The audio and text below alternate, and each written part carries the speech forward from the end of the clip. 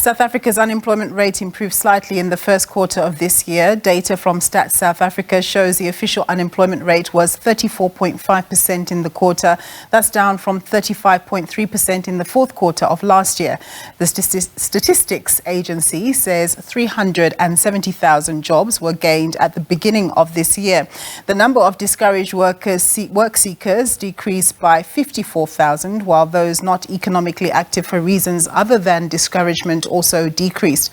The largest increase in employment was recorded in government services, followed by manufacturing, trade and mining. The decreases in employment were recorded in private households, construction and agriculture.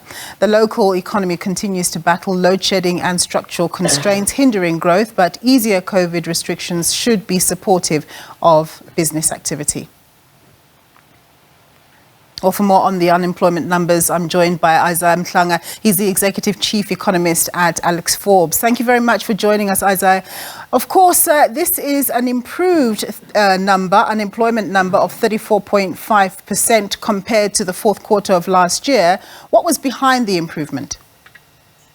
I mean, if we look in terms of the sectors where we saw an increase in employment, it is really, if you look at manufacturing, 263,000 more. We also look at community and social services, which is essentially government sector, 281,000 more. We have also seen some improvement in trade as the economy has been opening up in terms of the restrictions, just under 100,000 jobs that have been created in that sector. Mining also on the back of good commodity prices that we are seeing 36,000 jobs more. So it's really quite a number of significant sectors that have added to that.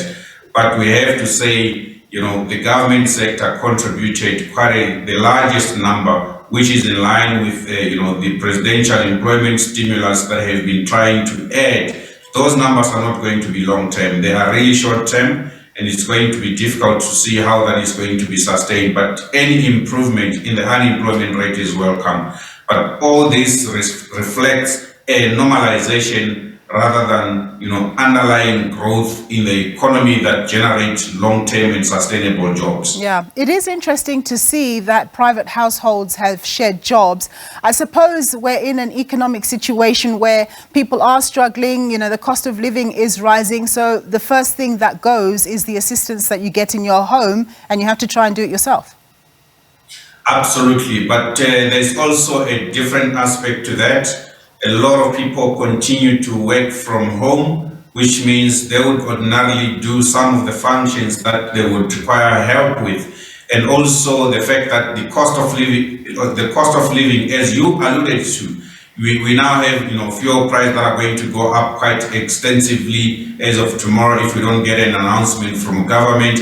But if you look over the last year alone, a lot of the aspects or a lot of the factors, you look at electricity price going up, water price also going up, food price inflation also going up quite aggressively on the back of some of the global factors such as the war in Ukraine impacting on commodity prices, and combined with the fuel price that we are seeing, there's really quite a lot of squeeze on consumers' pockets. And meanwhile, we are seeing interest rates that are also going gone up quite a bit this year to date, 75 basis points, and expected to continue to rise. So for consumers that ordinarily, solicit the help of, helpers, they'll have to reduce some of that, which is going to be quite a pain for those that depend on providing their labor to others.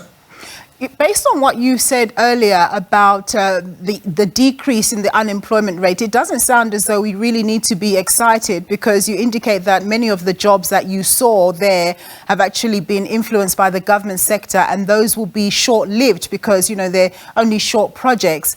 Based on that picture and the fact that the discouraged workers account for about 44.5% of unemployment, they take it up to 44.5% unemployment. Do you think that we are likely to have a crisis on our hands given the higher cost of living, because even those of us who have an income are finding it that much more difficult to prioritize what we need to buy and what we need to get for our homes. What more those who don't even have an income?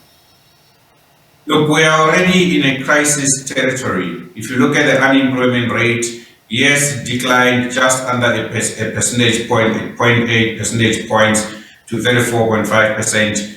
If you look at it in relative terms to other economies, the second highest unemployment rate is in Brazil at 15%, which means we have almost double the second highest unemployment rate within emerging markets. That is a crisis level of unemployment rate. And with the increase in costs that we are seeing across the board, it means that we will potentially face a lot of wage demands that are very high for those that remain in the job market because they are supporting increasingly a larger proportion of their families, and they are not going to be able to cope with a wide range of costs that continue to increase. So look, we might, any positive move is welcome, but we should not be actually, thinking that things are all well, things are going to improve continuously, at least over the short term, because the underlying economy is still, has a lot of issues. Shortage of electricity that we have is a binding constraint on economic growth, which is not going to be removed anytime soon. So the unemployment rate is likely to continue to increase over the medium term as long as economic growth is below 2%, which is, the consensus forecast in the market. Just coming to the issue of the fuel price, like you say, there's a possibility perhaps that National Treasury will make an announcement to try and give us a bit more relief. Otherwise, the R1.50 general fuel levy is set to come to an end today. Whether or not we do get relief, I mean, what sort of impact are you expecting any further increases in the fuel price to have on the economy, whether it's R2 or R3.50? Look, I'm not convinced that government is going to announce any reprieve to be extended beyond what we have seen in the last 2 months, because any announcement of a reprieve would mean that National Treasury has to forego some tax revenues, which again will open up a hole in their fiscus that would have to be either plugged in by a cut in expenditure elsewhere or by increasing borrowing costs if it is not to increase, its debt levels. Now, that is a very difficult thing for Treasury to do. Remember, the last reprieve was provided because government took a position to sell some of its, oil reserves to fund the reprieve that we saw to the tune of about 6 billion rand. It's not something that I would expect to take place. So I would expect I would expect the fuel price to go up by at least around 3.52 cents or so in the next month, which is going to bite quite a lot. You could think about ordinary household. Their transport costs are going to increase. For everybody that use their own cars, fuel price going to go up. For farmers, logistics companies that ferry a lot of their goods from the coast to inland, they are also going to face higher cost of transportation, which would then necessitate them to pass through those costs to the end consumer, which means the goods and services that we normally buy are likely to see prices going up. You can also think about farmers that use, diesel and petrol in terms of their own production processes. Their cost of production is also going to go up, and ultimately they have to pass on that cost to the end consumer, which means South Africans are going to be faced with an increase in cost of living. Meanwhile, wages are not going as high as the costs are doing, but also employment itself is not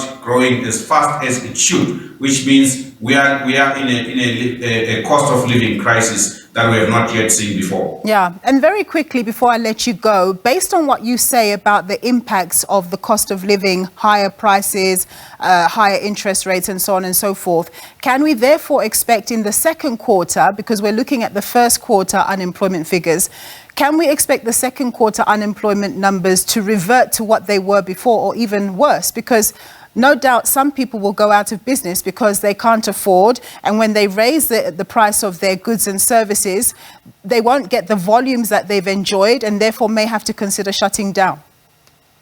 It's quite possible we might get, an increase in unemployment rate in the second quarter. Our estimations for the next couple of years, let's say 3 years, is that the unemployment rate will remain, generally stuck at around 35% and going up slightly, because we expect the economy to grow less than 2% over the next couple of years. If you look in terms of the growth in labor force, it's growing faster than what we see in terms of jobs that are created. The global environment is also no longer supportive.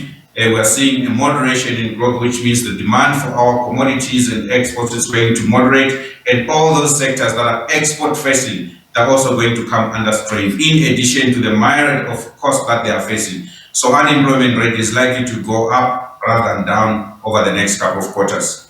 Isaah, always good talking to you. Thank you very much for your insights there. Isaah Mhlanga, he's the Executive Chief Economist at Alex Forbes.